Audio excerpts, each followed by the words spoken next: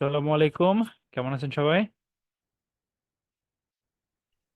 ওয়ালাইকুম আসসালাম ভাইয়া। আমার কথা আসসালামু শোনা যাচ্ছে? আলাইকুম। তো এটার কোশ্চেন নিয়ে আগে অ্যান্সারটা আসবে, আর আপনাদের মনে হয় কনভারসেশন চলতেছিল উইজেট ভার্সেস মেথড কিছু একটা। তো ওই কনভারসেশনটা আগে আমরা শুরু করি, তারপরে আমরা এটার অ্যান্সার দিই। আর যারা হ্যান্ড কোশ্চেন আছে হ্যান্ড রেজ করে থাকে, তো ওইটা কারা কারা কনভারসেশন করতেছেন তারা আমার সাথে পার্টিসিপেট করেন। ওকে, সো কে কে ছিলেন কনভারসেশনে? হ্যাঁ, আমি ছিলাম। জি, আব্দুল হালিম ছিলেন। হ্যাঁ, বলেন ওই কোড কনভারসেশনের মেইন এক্সট্রাকশনের কি জিনিসটা কি? একটু ভালো করে বুঝাই দিতেন যদি, মানে ওই দিন দেখছি মোটামুটি হয়েছে। বাট ওই আমরা যখন ফটো গ্যালারি কোড করছিলাম তখন বিশাল বড় কোড হয়ে গেছিল। কিসে? ফটো গ্যালারি অ্যাসাইনমেন্ট ছিল না ভাইয়া, ওইটা দেখা গেছে হ্যাঁ, করতেছি কিন্তু অনেকে আবার আগের থেকে কনসেপ্ট ক্লিয়ার আছে যারা মানে অপটিমাইজ এতে কোড করছে আর কি। মানে বললাম যে খুব নবীজ। অপটিমাইজ মানে কি সেটা এখন বলেন। ধরেন আগে ওই যে ইয়ার ভাই কথা যদি বলি, তন্ময় ভাই উনি দেখা গেছে ওনার আমি কোডটা তনু আমি ভাইকে দেখছি। চিনি না, আপনি অপটিমাইজ হইতে কিভাবে কোড লিখতে সেটা আমাকে বলে। কে ধরেন লিখছে ওটা ভাইয়া বড় ওই যে কথা না, কার্ড, যে আমাদের কিভাবে এর আগে লিখছে। ফটো গ্যালারির যে ইয়াটা ছিল, হ্যাঁ, অ্যাসাইনমেন্টটা ছিল, ওইখানে দেখা গেছে ইনফরমেশন গুলা অনেকে এভাবে কোড করছে যে আলাদা একটা আপনার জেসন ফাইল ক্রিয়েট করে নিয়েছে, ওইখান থেকে ইনফরমেশন গুলা পরে এক্সট্রাক্ট করে নিয়ে আবার কাজ করছে। তারপর আরো দেখা গেছে লিস্টের কাজ আছে, মানে এক্সট্রাকশনে অনেক কাজ আছে যেগুলো অনেক সুন্দরভাবে করছে। কিন্তু আমি যে কোডটা করছি দেখা যাচ্ছে কোড করে যেতেছে করতে করতে করতে করতে অনেক বড় হয়ে গেছে, পরে লাস্টে শেষ করে ফেললাম, শেষ হয়ে গেলে সাবমিট করে দিলাম। আচ্ছা। So that's normal, right? আপনার মাথায় কি ওইটুকু আছে? সে হয়তো অলরেডি কয়েকটা প্রুফ অফ কনসেপ্ট বা এগুলো অলরেডি কয়েক জায়গায় দেখছে। উইজেট এক্সট্রাকশন সম্পর্কে আইডিয়া আছে, মেথড এক্সট্রাকশন সম্পর্কে আইডিয়া আছে, অনেক কিছু আইডিয়া আছে। দ্যাটস ওয়াই সে অপটিমাইজ কোড লেখেনি। There is no optimize code. তো আপনারটা চলতে যতক্ষণ টাইম লাগবে ওটা চলতে ততক্ষণ টাইমই লাগবে, জাস্ট হয়তো আপনি রিডান্ডেন্ট কোড লেখেন নাই, কোড ডুপ্লিকেশন হয় নাই। দ্যাটস ওয়াই আপনি একটা জিনিস বারবার রিইউজ করতে পারছেন, বাট ওটা যতটুকু টাইম ওটার ভিতরে তো ফ্লাটার কোডই আছে। আপনি যখন ওই ক্লাসটা ইনস্ট্যান্স বানান আলটিমেটলি কিন্তু ওটা উইজেটই ক্রিয়েট হয়। তার মানে কি সেম কোডই, আলটিমেটলি কোডের লাইন কিন্তু বড় হয়েছে, আপনি কোড ডুপ্লিকেশন করছেন থেকে। অপটিমাইজেশন বলতে কিছু না, এখানে এখানে হচ্ছে আপনার কোড ডুপ্লিকেশন যে জিনিসটা ভাইয়া মেইনটেনেন্সের বললেন ব্যাপার, ওইটাই। কোড সাজানোর ব্যাপার, অনেক কিছু ব্যাপার। তো এই জিনিসটা আপনাকে এখনো শেখায় নাই আমি পুরোপুরি, তাই না? আপনাকে তো শিখাইছে কতটুকু মেথড এক্সট্রাকশন। তো রাতারাতি শেখার দরকার নাই। আর কারো কাছ থেকে কনসেপ্ট নিতে পারেন, সে হয়তো অনেক কিছু দেখছে, তন্ময় ভাই হয়তো অন্যান্য প্ল্যাটফর্মে কাজ করে কিনা আমি জানি না, বাট হতে পারে সে অন্য কোনো ভিডিও দেখছে, দেখে আর ওই এক্সট্রাকশন জিনিসটাকে সে আয়ত্ত করছে। তো এক্সট্রাকশন জিনিসটা আরো বেটার ভাবে করা যায়, অনেক বেটার ভাবে করা যায়। আমরা লাস্ট লাস্ট যে প্রজেক্ট আছে ওইখানে গিয়েও এক্সট্রাকশন শিখবো, আরো অর্গানাইজেশন শিখবো। অর্গানাইজ না আপনার সবচেয়ে টিপিক্যাল পার্ট। তো আহ, আমার ওয়াইফ আমাকে জিজ্ঞেস করে যে মাঝে মাঝে যে মানে এত কোড লেখি, কি কোড লেখি। অ্যাকচুয়ালি কোড আমি মানে খুবই অল্পই লিখছি, হতে পারে 2 ঘন্টা কোড করি, কিন্তু ওইটা গুছানোর জন্য যে অর্গানাইজেশনের যে আমার অ্যাক্ট হুম। আছে, ওই অ্যাক্ট বা স্ট্রাকচার ওটা নিয়ে আমি অনেকক্ষণ কাজ করি। সারাদিনে আমি ওই কাজটা করি অর্গানাইজেশন, মানে 8 ঘন্টার মধ্যে 2 ঘন্টা কোড লিখি। 2 ঘন্টাও কোড লিখেন, তার আগে আমি 1.5-2 ঘন্টা আগে ভাবি কি লিখবো, কিভাবে লিখবো, কোন জায়গায় রাখবো, কিভাবে আরো বেটার এক্সট্রাকশন করা যায়। তারপরে আবার 2 ঘন্টা কোডে 2 ঘন্টাও লাগে না, মাঝে মাঝে 20 মিনিট 25 মিনিটে কোড লিখে ফেলতে কাজ হয়ে যায়। ওটা হচ্ছে মেক ইট ওয়ার্কেবল। মানে সব ভালো সফটওয়্যার বানানোর জন্য আপনাকে ফার্স্ট অফ অল যে জিনিসটা লিখতে হবে, যে জিনিসটা করতে হবে, সেটা হচ্ছে আপনার এই কাজটা হইতে হবে, অ্যাচিভ করতে হবে, আপনি যেন ওই কাজটা করতে পারেন। আপনার কাজটা হয়েছে, এবার হচ্ছে ব্যাপার হচ্ছে এটাকে রিউজেবল করা, এটাকে অর্গানাইজ করা, বেটার অ্যাপ্রোচে লেখা। তো এই যে পার্টটা, সেটা হচ্ছে আমার 20 থেকে 30 মিনিট লাগতে পারে, অনেক সময় তার আগেও হয়ে যায়। কারণ হতে পারে আপনি বলতে পারেন টাইপিস্টের মতো টাইপ করি আর কি, যে দোকানে টাইপিস্ট থাকে না। কারণ আমি যে 1 ঘন্টা করে চিন্তা করছি কি কি লিখবো, তারপর হচ্ছে 20 মিনিটে টাইপ করি। টাইপিস্ট ওটা হচ্ছে আপনার দিলে, আপনার বলে দিলে আপনিও লিখতে পারবেন। তো টাইপিস্টের মধ্যে টাইপ করি, দেন হচ্ছে ওই যে ইঞ্জিনিয়ার মাইন্ড জাগিয়ে তুলি যে আচ্ছা এখন হচ্ছে আমাকে এটা রিউজেবল বানাইতে হবে। আরো 10 জায়গায় যদি এটা ইউজ হয় তাহলে আমি কিভাবে ভাঙবো, কতটুকু ভাঙা যায়, ইভেন ফিউচারে যদি এটা আমাদের কোনো কিছু নতুন কিছু আসে, এটা মানে অ্যাড করতে কত কমপ্লেক্সিটি হবে, ওই যে কমপ্লেক্সিটি অ্যানালাইসিস আছে ওইটা আমি করি। কইরা ওটাকে আরো সারাদিন ভরে একটু একটু করে চুলকানোর মতো করে আমি হচ্ছে ওটাকে পুরাপুরি ঠিক করি। ঠিক করে দেন হচ্ছে পিআর মানে ক্রিয়েট করার আগে পুল রিকোয়েস্ট ক্রিয়েট করি। আমাদের কোড ডাইরেক্ট তো মার্জ হয় না। তো পুল রিকোয়েস্ট ক্রিয়েট করে ওটা আবার 2-3 জন রিভিউ করবে, তারপরে নামাই দিবে। আমি তখন আবার রিভিউ এর মতো ক্রিটিসাইজ মাইন্ডে দেখি ওই কোডটারে যে আচ্ছা এবার আমি কোড লিখিনি, আমি ভাবতেছি আমি কোডটা রিভিউ করবো, তখন আমি ক্রিটিসাইজ মাইন্ডে দেখি, দেখে ভাবি যে আচ্ছা আমার যে কোডিভার আছে, মনে করেন যে আমার কোডিভার হচ্ছে একজন সিনিয়র আছে, যেমন সানি ভাই। তো সানি ভাই হচ্ছে আমার কোডটা রিভিউ করে, সে তাকে আমি বলি শকুন। তো সে কোড দেখে সে হচ্ছে তাকে থাকে 1 ঘন্টা টাইম নিয়ে আসে, তাকেই রয়েছে, এমন ভাবে তাকে রয়েছে, কমা কোন জায়গায় দিছি, কোন জায়গায় কমা দেই নাই, কোন জায়গায় 80 ক্যারেক্টারে বেশি হয়েছে। তো আমি তার অলরেডি চিনি যে এই মানুষটা কেমনে করে আমার কোডটা রিভিউ করে। তো আমি তার নজর, তার হ্যাট পরার ট্রাই করি, তার টুপিটা পরার ট্রাই করি, মানে চিন্তা করি যে সে কি কি ধরতে পারে, সে কি কিভাবে চিন্তা করতে পারে। এগুলো হয়তো আমার মাথায় অলরেডি বসে গেছে, আপনার হয়তো যে কোড রিভিউয়ার আছে সে তার চিন্তা ভাবনা আপনি বুঝতে পারবেন একসঙ্গে। তো আমি ওই নজরে আগে দেখি যে আচ্ছা আমার কোড ঠিক আছে কিনা। ঠিক থাকলে দেন হচ্ছে আমি পুল রিকোয়েস্ট ক্রিয়েট করি, তারপরে দু একটা ছোটখাটো কমেন্ট আসে যে আচ্ছা এই জিনিসটাকে আরো বেটার ভাবে করা যায়, তো এটা এইভাবে চিন্তা করে দেখছো কিনা। দেন ওটাকে আমার ট্যাকেল করতে হয়, যে আচ্ছা আমি তো ট্যাকেল করবো। এখন আপনি ভাবতে পারেন যে ভাই এই একটা ছোট্ট একটা জিনিসের জন্য আপনি এত হ্যাসেল কেন নিতেছেন। সো এই যে এক্সট্রাকশন, এই যে বেটার অ্যাপ্রোচে কোড লেখা, এটা একদিনের জিনিসটা, এটা বছরের পর বছর আপনি আয়ত্ত করতে হবে। মানে আর্কিটেক্ট যে আছে, যে 15 বছর যাবত কাজ করতেছে, তার কোড মানে এই যে অর্গানাইজার যে ব্যাপারটা, সেও রেগুলার কিছু শিখতেছে। So there is no fix approach যেটা আপনি এখনই আয়ত্ত করতে হবে, বা কেউ একজন করছে তাই বলে যে ওটা বেস্ট, ওরকম কিছু না। এটা একটা প্রুফ অফ কনসেপ্ট হতে পারে, সে হয়তো অন্য জায়গা থেকে দেখছে, শিখছে, বেটার ভাবে আয়ত্ত করছে। তো ওটা আপনিও একসময় আয়ত্ত করতে পারবেন, এটা নিয়ে ওরিড হওয়ার কিছু নাই, আর এটা নিয়ে চিন্তা করার কিছু নাই। আমরা আস্তে আস্তে সবই শিখবো, তো কান্নাকাটি করা যাবে না। ওকে। আর অর্গানাইজেশনের যে ব্যাপারটা আছে, code organisation itself a huge topic. এটার জন্য আমরা কত বই পড়ি আপনি জানেন? এই যে আপনি কি ভাবেন যে এক ফাইলেই তো কোড লিখতে পারতাম আমরা, ওপি নিয়ে আসছে, এটার মধ্যে আবার অ্যানালাইসিস, ও ডি যেটা অবজেক্ট মানে অ্যানালাইসিস এন্ড ডিজাইন যেটা আছে ওটা আছে, দেন আর্কিটেকচার আসছে, ডিজাইন প্যাটার্ন আসছে, তারপর হচ্ছে কোড রিফ্যাক্টরিং আসছে, ক্লিন কোড আর ক্লিন আর্কিটেকচার, কত কিছু আসছে।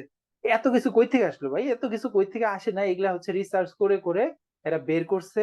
আবার এগুলাকে এখন পচায়, যেমন গোল্যাং ডেভেলপার যারা আছে তারা কিন্তু প্রচুর পচায়, ওপি রে প্রচুর পচায়, যে আচ্ছা ওপি এইভাবে ক্যান করে লেয়ার অফ অ্যাবস্ট্রাকশন আনতেছে। তো আপনি এগুলা নিয়ে হারিয়ে যাবেন, একবার ডুবে যাবেন। তো এখানে কোনো ফিক্সড অ্যাপ্রোচ নাই, এখানে কোনো বেটার অ্যাপ্রোচ নাই, বা বেটার ওয়েতে এক্সট্রাক্ট করা যায় যে ক্লাস লিখলেই আপনার এক্সট্রাকশন হয়ে গেল, এরকম কিছু না।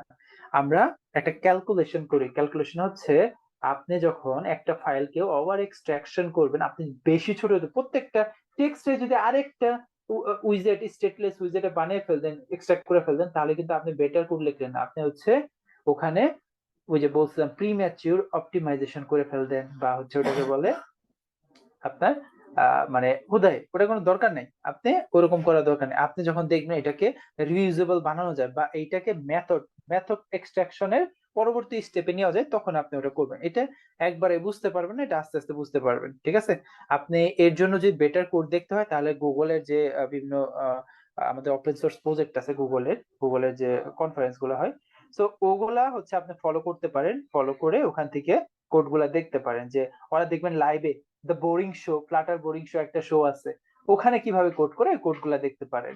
সো আপনি সবকিছু স্টেটলেস উইজেটে নিলেই হবে না, আপনাকে আগে যেটা শিখতে হবে সেটা হচ্ছে মেথড এক্সট্রাকশন। আগে এক্সট্রাক্ট করার আর্ট, এটা একটা আর্টটা আগে আনতে হবে, দেন হচ্ছে উইজেট এক্সট্রাকশনে নিতে হবে। উইজেট এক্সট্রাকশন অবশ্যই দরকার।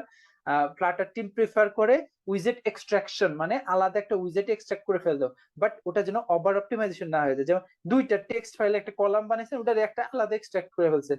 তার মানে কি, আপনি যখন এক ফাইলে কোড দেখতেছেন, মনে করেন যে 4টা উইজেট মিলে একটা কলামের ভিতরে আছে, এটাই আপনার বিল্ড মেথড। এটার মধ্যে কি করছেন, আপনি এটারে 3টা উইজেটে ভাগ করে ফেলছেন, 3টা ক্লাসের ভিতরে। তার মানে ওই ক্লাসের ভিতরে ঢুকে আবার ওই কোডগুলো দেখতে হইতেছে, তার মানে এটা একটা ওভারহেড না?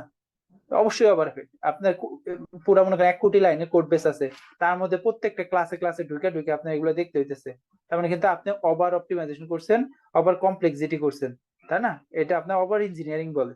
এই ওভার ইঞ্জিনিয়ারিং করা যাবে না, দ্যাটস আমরা আগে মেথড এক্সট্রাকশন করছি। যখন মেথড এক্সট্রাকশন আমাদের মন ভরে যাবে যে না এটা আরেক ধাপ উপরে নেওয়া যায়, তখন আমরা উইজেট ক্লাস মানে উইজেট এক্সট্রাকশন প্রেফার করব। ওকে। সো এটা অনেক কনভারসেশন আছে, আপনি ইউটিউবে গিয়ে দেখতে পারেন কিভাবে অ্যানালাইসিসটা করে। সো ব্লাইন্ডলি কি করা যাবে না। আমি যে হয়তো আপনাদের কিছুদিন আগে বলছিলাম যে আমরা হচ্ছে একটা সলিউশন এভাবে চিন্তা করি, যে এজ এ হিউম্যান বিং আমরা তখন সবকিছু ওইদিকে নিয়ে যাওয়ার ট্রাই করি। তো এটা নিয়ে মারামারি কিছু নাই, আপনি যেটা ভাবে করতে চান করতে পারেন, but it's up to you.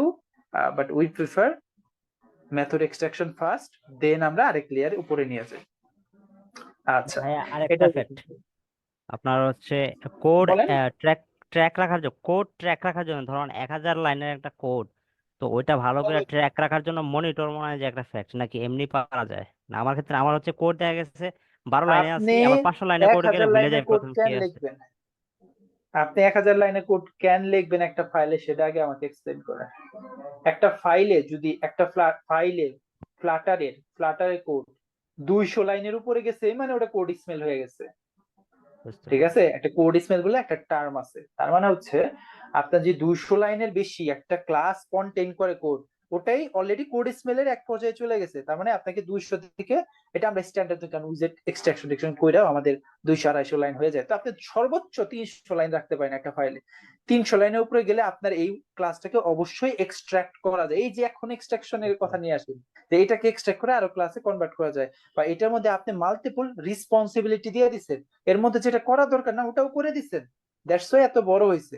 একটা ফাইল কখনো 1000 লাইন হইতে পারে না, যদি হয় that means you fail to structure that code. Okay, so এটা আপনাকে ভাবতে হবে। আর একটা মেথড যেটা আছে সর্বোচ্চ 20 লাইন হতে পারে। 20 লাইনে একটা মেথডকে 3-4টা মানে মেথডে কনভার্ট করা যায়। সো মেথড এক্সট্রাক্ট করা যায়। এক্সট্রাকশন শুধু উইজেটে থাকবে তা না, মেথড এক্সট্রাকশন করা যায়, মেথডকে এক্সট্রাক্ট করে করে ছোট ছোট মেথডে ভাগ করা যায়। আপনি যত ছোট মেথড লিখবেন তত আপনার জন্য ভালো। ওকে, তো এরকম ক্লাস এক্সট্রাকশন করা যায়, যে দেখা যায় যে ক্লাসের মধ্যে অনেক কিছু দিয়েছেন, ওটাকে মানে র্যাপ করে ওটাকে পিক করে আরেকটা ক্লাসে কনভার্ট করে যায়, যেখান থেকে এখানে একটা ইনস্ট্যান্স ক্রিয়েট করে আপনি কাজ চালাতে পারেন। তো এক্সট্রাকশন জিনিসটা শুধু উইজেটেই থাকবে তা না, এটা একটা ওভারঅল থিওরাম যেটা আপনার সবকিছুতেই কাজ করে, ওপি সবকিছুতেই কাজ করে। ওকে, ফাংশনাল প্রোগ্রামিং এও আছে এটা। আচ্ছা, নেক্সট কোশ্চেন আছে। ওভার ইঞ্জিনিয়ারিং জিনিসটা থেকে বাইচে থাকা ট্রাই করবেন সবাই, কারণ এটা খুব খুব পেইনফুল একটা জিনিস, যেটা আপনি এখন রিয়ালাইজ করবেন না, কারণ এখন আপনার হয়তো থট প্রসেস মানে চিন্তা ভাবনার শক্তি অনেক কম। আপনার মানে দুনিয়া এক্সপ্লোর করছেন খুব কম। সো আপনি এখনো ড্রাগন দেখেন নাই। সো আপনি এখনো পিঁপড়ার সাথে কনভারসেশন করতেছেন। সো যেদিন দেখবেন সেদিন বুঝতে পারবেন। আচ্ছা, সো আমরা নেক্সট কোশ্চেনে যাই। আব্দুল হালিম ভাই বলেন। কনভারসেশন ভালো হচ্ছে, আমি কিন্তু বলতেছি না যে এটা that was a bad one, that was a really good one. আমি মনে করি যে ভালো একটা, সবাই একটা ক্লিয়ার পায় যে আসলে কখন কি হবে। তো এরকম কনভারসেশনই আমি এক্সপেক্ট করতেছি। ঠিক আছে, নেক্সট হালিম ভাই বলেন। ভাইয়া ইন্টারভিউ রিলেটেড কোনো কোশ্চেন করতে পারবো কিনা? ইন্টারভিউ রিলেটেড আমি ওটা বলবো লাস্টে। আপনারা কোনো ইন্টারভিউ রিলেটেড ইন্টারভিউ এর প্রিপারেশন তো এখন আপনাদের আসে নাই, আপনারা তো এখনো মানে আমি ধরে আমি আসলে একটা ব্যাপারে একটু নার্ভাস। আমার একটা কোম্পানির সাথে কথা হচ্ছে, ওরা বেসিস এর মেম্বার। তো ওরা যাচ্ছে আমাকে, আমি যেহেতু অ্যান্ড্রয়েড নিয়ে লাস্ট 4 ইয়ার পর্যন্ত কাজ করি, আমার প্রিভিয়াস প্রজেক্ট গুলো ওরা দেখছে এবং হচ্ছে আমার পোর্টফোলিও, আমার সিভি সবকিছু ওরা দেখছে। তো আজকে আমাকে আচ্ছা, কল দিল, কল দিয়ে কালকে বললো যে আমাকে ইন্টারভিউতে আর কি লাইভে ইন্টারভিউ নেবে। তো আমি এই বিষয়টা নিয়ে নার্ভাস, যদিও আমি আচ্ছা, এটা নিয়ে আমি পরে কথা বলি। হ্যাঁ, ইন্টারভিউ পার্টটা নিয়ে আমরা একটু পরে কথা বলি। ওকে, জি ঠিক আছে। গালিব ভাই বলেন। এটা নিয়ে আমার কিছু বলার আছে, তারপরে আমি একটু কথা বলবো। হ্যাঁ, আসসালামু আলাইকুম ভাইয়া। ওয়ালাইকুম আসসালাম। হ্যাঁ হ্যাঁ ভাইয়া, আমার সমস্যাটা হলো এরকম যে আমি যে রিসেন্টলি কম্পিউটার ডিপ্লোমা কমপ্লিট করলাম। তো আমাদের আমাদের এখানে 5টা কোর্সে ছিল ওয়েব ডেভেলপমেন্টের উপর।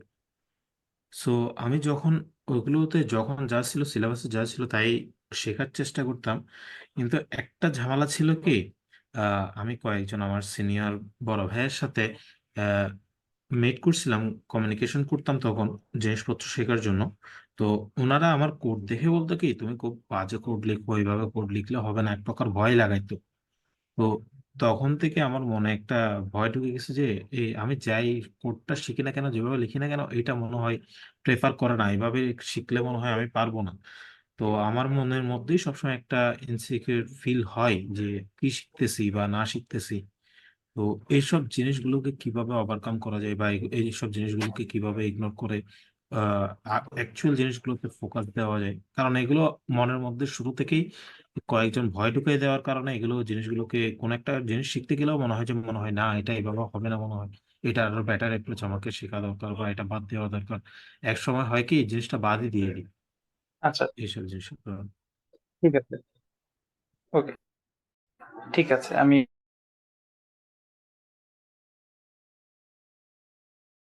জ্ঞান দিতে খুব বেশি পছন্দ করি। জ্ঞান আপনার উপরে এখন কি ইম্প্যাক্ট করতে পারে এটা আসলে আমরা বুঝার ট্রাই করি না। অ্যাকচুয়ালি আপনার যে মানে স্টেজটা আছে এখন, এখানে ক্লিন কোড শেখার বয়স আপনার এখন হয় নাই। মানে ক্লিন কোড বা আপনি যদি আর্কিটেকচার, আমি যদি এমবিবিএম দিয়ে কোড করাই, ব্লক প্যাটার্ন নিয়ে শেখাই, তারপর ওই যে হেভি হেভি ওয়ার্ড বলি, তাহলে মানে এটা পুরো একটা মানে ধান্দাবাজি আর ভাওতামি ছাড়া কিছু হবে না। কারণ আপনি ওই ওয়ার্ড গুলোর জন্য এখন প্রিপেয়ার না, তাই না? আপনি তো ফ্লাটার কেবল বাচ্চা, এখনো কেবল শিখতেছেন, এখন প্রজেক্ট উঠাইতেছেন, ছোটখাটো একটা প্রজেক্ট উঠাবেন, কমপ্লিট করবেন। কারণ আমাদের এখন সবচেয়ে বড় সমস্যা হচ্ছে প্রজেক্ট শুরু করি আমরা সবাই দেখবেন, কিন্তু শেষ করতে পারি না। এটা অনেক বড় সমস্যা। মানে মানে এটা প্রফেশনাল যারা আছে তাদেরই সমস্যা। তারা এক্সট্রা যারা ফ্রিল্যান্স প্রজেক্ট করে, মেজরিটি মানে 70% প্রজেক্ট হচ্ছে ফেইল হয়, 75% 80% প্রজেক্ট ফেইল হয়, তারা কমপ্লিট করতে পারে না। যে 1-2 মাসের বা 3 মাসের প্রজেক্ট নিচ্ছে, ওটাই কমপ্লিট করতে পারে না, কারণ they don't know how to organise a project from starting. Okay, start থেকে যে এন্ডিং পর্যন্ত একটা ফ্লো আছে, ফ্লোটাই ধরে রাখতে হবে। এই জন্য আমরা ছোট একটা প্রজেক্ট দিয়ে শুরু করি, একটা ওয়েতে আগাই, আমরা ফ্লাটার শিখি, একটা ওয়ে আছে, ওয়ে অফ গ্র্যাপিং থিংস। ওকে, এটা আপনি আস্তে আস্তে ধরতে পারবেন। তো এই জিনিসগুলো শেখার পরে আপনি প্রজেক্টের লাস্টে গিয়ে কিছু আর্কিটেকচার মানে কিচ্ছু একটু ছোট্ট ছোট্ট কিছু term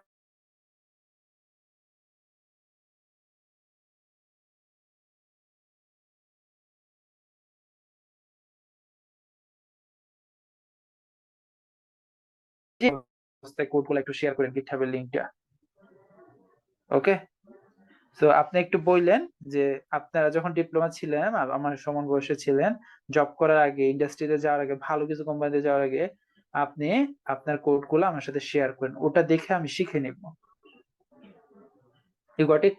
so there is Yes, ভাইয়া। নো মানে প্রিম্যাচিউর অপটিমাইজেশন, এগুলো যা এটাই বলি না, কারণ এইগুলা তো আপনি টার্ম শিখতেছেন। আপনি এখন ওই বয়সই হয় নাই যে ওইগুলা শিখবেন। আপনি আগে বাজে কোড লেখেন, ধ্বংস করে ফেলতেন না কোড লেখা। যা মন চায় কোড লেখেন, কোড অন্ততপক্ষে লেখেন, শিখেন, প্রজেক্ট কমপ্লিট করেন, দেন পরে আপনি হচ্ছে ওটাকে অর্গানাইজ করা শিখেন। অর্গানাইজেশন পার্টটা অনেক বড় একটা লাইফ টাইমে জুড়ে 5-6 বছর ধরে শিখবেন আপনি। এটা একদিনে শেখা জিনিস না, অন্য কেউ বললো তাই বলে ছেড়ে দিবেন এরকম কিছু না। আপনি যেটাই করতেছেন করতে থাকেন, দেন আপনি যখন করা বেটার ভাবে করা শিখবেন, দেন হচ্ছে আপনি ওটাকে অপটিমাইজ করা শিখবেন, আপনি ওটাকে বেটার দিকে নিয়ে যান। আপনি যদি কোড লিখে গেছেন ওরকম যেন না হয়, ওটাকে রিফ্যাক্টর করে। রিফ্যাক্টরিং তো আমরা এখনো শিখাই নাই।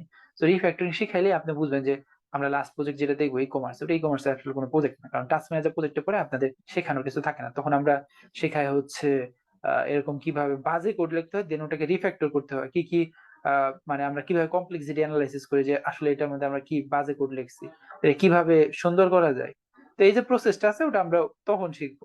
তখন আপনি একটা প্রসেস শিখতে পারেন, ওই প্রসেস দিয়ে আপনি অনেক ক্যালকুলেশন আপনি নিজে নিজে শিখবেন যে আচ্ছা এই সলিড প্যাটার্ন আছে, সলিড প্যাটার্নে এই জিনিসটা ব্রেক করছে, তো আমি যে কোড লিখছি এখানে তো ভালো হয় নাই।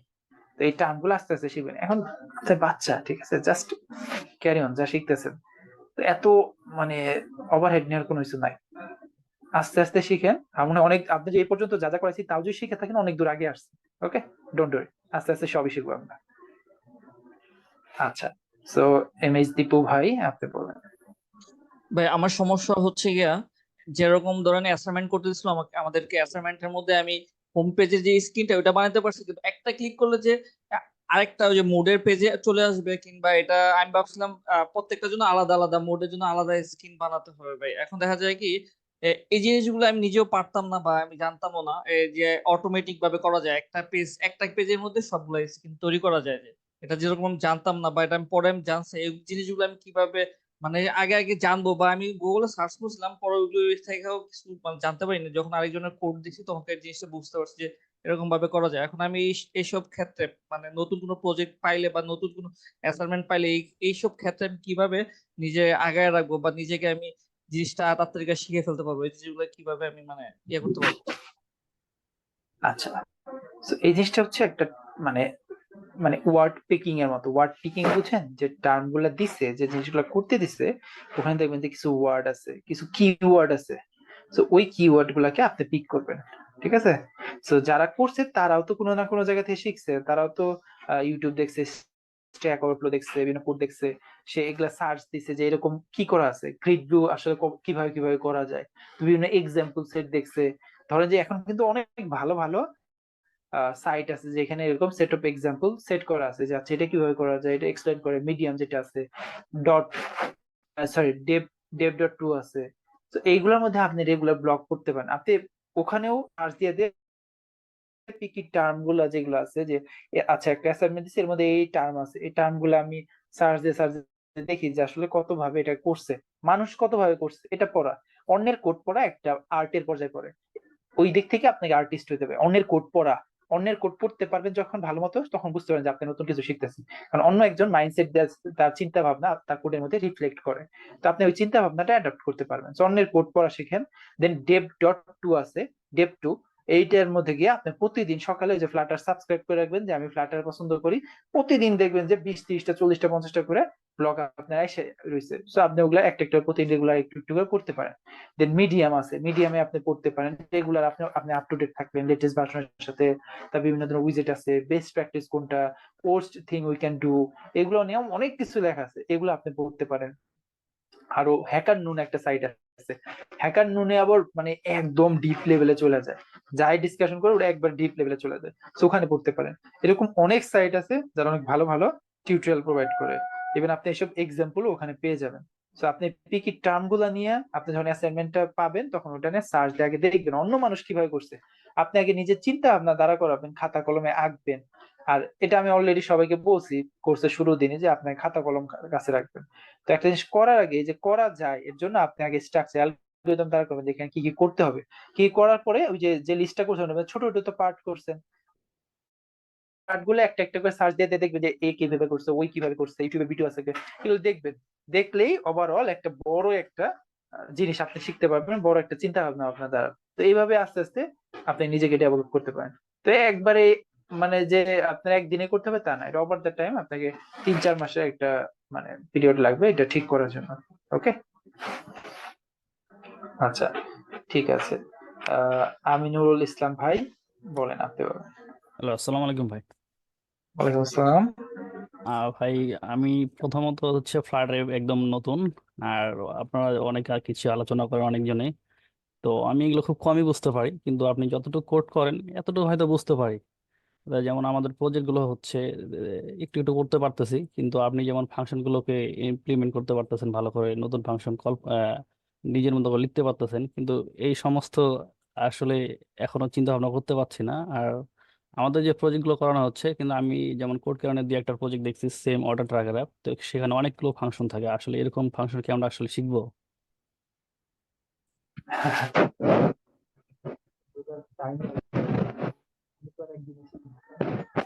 আমি তো হচ্ছে ফ্লাটার নিয়ে কোড করি 18 সালের লাস্টের দিকে, যখন বিটাতে ছিল। স্টেবল যখন হয়েছে তখন আমরা ফ্লাটারে পারি, তখন ফ্লাটারে কোড করতেছি। ওকে, আমি তখন ফ্লাটারে কোড করতেছি। তো 2019 সাল দিয়ে ধরতে পারেন কোড করতেছি ফ্লাটারে, তাহলে এটা কত সাল? 23 সাল, 24 সাল। 24 তো সাল। এতদিন যাবত কোড করতেছি। তো আপনি কি ভাবেন যে ওটা আমি মানে ইনস্ট্যান্ট চিন্তা কিভাবে করছি? কারণ এইরকম এই 4 5 বছরে হাজার হাজার সিনারিও আমি ফেস করতেছি। এই সিনারিও গুলো আপনাকেও ফেস করতে হবে, তারপরে আস্তে আস্তে আপনি অ্যাডাপ্ট করতে পারবেন। তার চেয়ে বড় কথা হচ্ছে আপনি কয় ঘন্টা দিচ্ছেন দেখুন। আমরা প্রিফার করি আপনি 4 ঘন্টা মিনিমাম দিবেন, না পারলেও 3 ঘন্টা দিবেন। এটা কিন্তু হিউজ টাইম। আপনার Yes. চিন্তা ভাবনাকে মানে এক লেভেল ব্যারিয়ার থেকে একটু বের করার জন্য 3 ঘন্টা হিউজ টাইম। 4 ঘন্টা যদি দিতে পারেন তাহলে বেস্ট।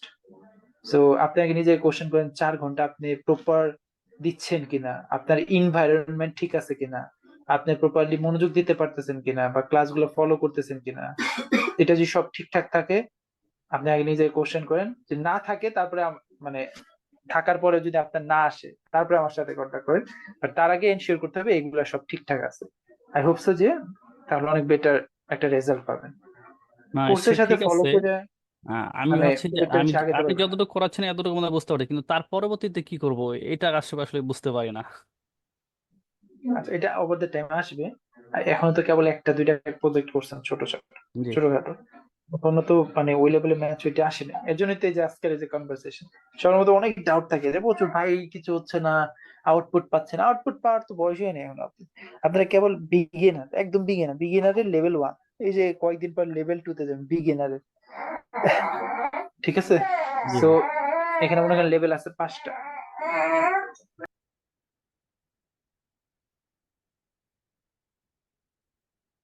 শোনা যাচ্ছে না আপনাকে?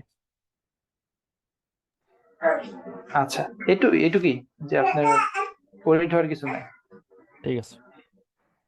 ওকে, ঠিক আছে। হিসাব ভাইয়া বললেন, ইচ্ছা ভাইয়া। আসসালামু আলাইকুম ভাইয়া। জি বলেন। হ্যাঁ, যখন ডিসপোজ অর্থাৎ আমরা একটা নিলাম, একটা আইকন বাটন নিলাম, নেওয়ার পর ওখানে আমরা ডিসপোজ কে কল করব। কল করার পর আমাদের তো ওই প্রজেক্ট থেকে তো তখন আমরা বেরোয় যাব না, এমনি প্রজেক্টের মধ্যেই থাকবো। কিন্তু ওইটা যখন আমি ওই বাটনে ক্লিক করব, ক্লিক করার পরে কি আমার প্রজেক্ট কি নতুন করে রান দেওয়ার পরে কি কাজ করবে, নাকি তখন ডিসপোজের পরে অটোমেটিক ওইখানে আবার মানে প্রজেক্ট এইটা অ্যাপটা কাজ করবে? আমি আপনার মানে কোশ্চেন মানে গুলিয়ে ফেলছি, আপনি একটু শুরু থেকে আরেকবার বলেন। একটা আইকন নিলাম আমি আর কি, ওই আইকনটা আমার প্রজেক্ট আইকনের মধ্যে ডিসপোজ মেথডটা কল করা হবে আর কি। এখন ওয়েট, মানে আইকনের মধ্যে থেকে ডিসপোজ কল করবেন? হ্যাঁ হ্যাঁ, ডিসপোজকে কেন? কল করার পর মানে যদি মনে করেন যে আমার কাজ শেষ এখন, মানে এই অ্যাপের এখন ডিসপোজ করে দিতে চাচ্ছি আর কি। মানে অ্যাপ থেকে এক্সিট করবেন? হ্যাঁ হ্যাঁ, মানে অ্যাপ থেকে কাজ এক্সিট করার করবে, ওয়ে আলাদা। অ্যাপ থেকে বলতে মানে আপনার ওটার ওই জন্য কাজ করবে না আর কি, মানে অ্যাপটা এখন কাজ করতে চাচ্ছে না।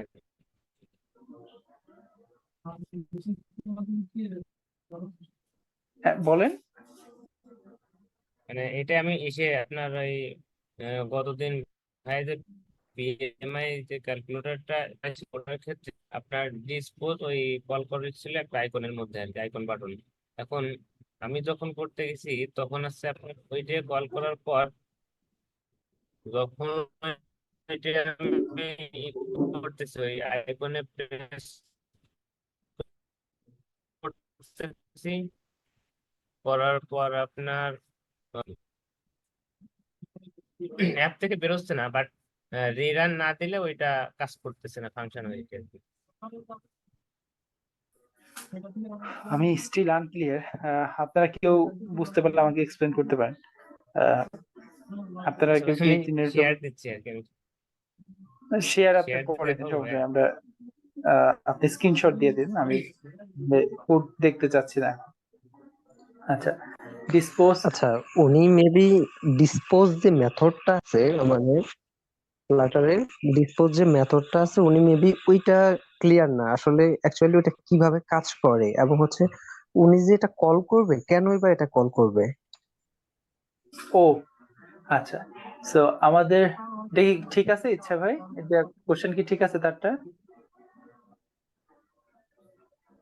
হ্যাঁ, আমি ডিসপোজের ব্যাপার যতটুকু জানি, সাপোজ এস কন্ট্রোলার আবার আপনার আমাদের যে কয়টা নিয়েছিলাম আর কি, ওগুলো ক্লিয়ার করার জন্য আর কি ডিসপোজ মেথডটা কল করা হয়, আমি এতটুকু জানি ভাইয়া।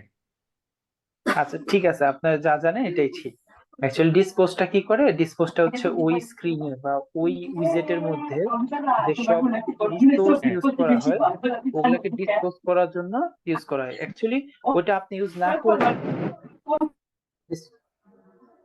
ডিসপোজ মেথড আছে, এক্সিস্ট করে। ওই ডিসপোজ মেথড দিয়ে কি করে, ডিসপোজ মেথড হচ্ছে সে নিজে নিজেই সুপারকে কল করায়, আর সুপারের মধ্যে একটা অটোমেটিক্যালি কল হয়। বাট আপনি যদি চান যে না আপনার জন্য কিছু কাজ করতে হবে, তাহলে ডিসপোজের মধ্যে এক্সট্রা ক্যাপাবিলিটি দিতে পারে। তো ডিসপোজ কি করে, যখন নিজে ডিসপোজ হয় তখন আপনার সাথে যে রিসোর্স গুলো ছিল ওই রিসোর্স গুলো হতে পারে মেমোরিতে জায়গা ধরে রাখছে, তাহলে কি হবে, মেমোরি লিক করতে থাকবে আপনার অ্যাপ্লিকেশনটা।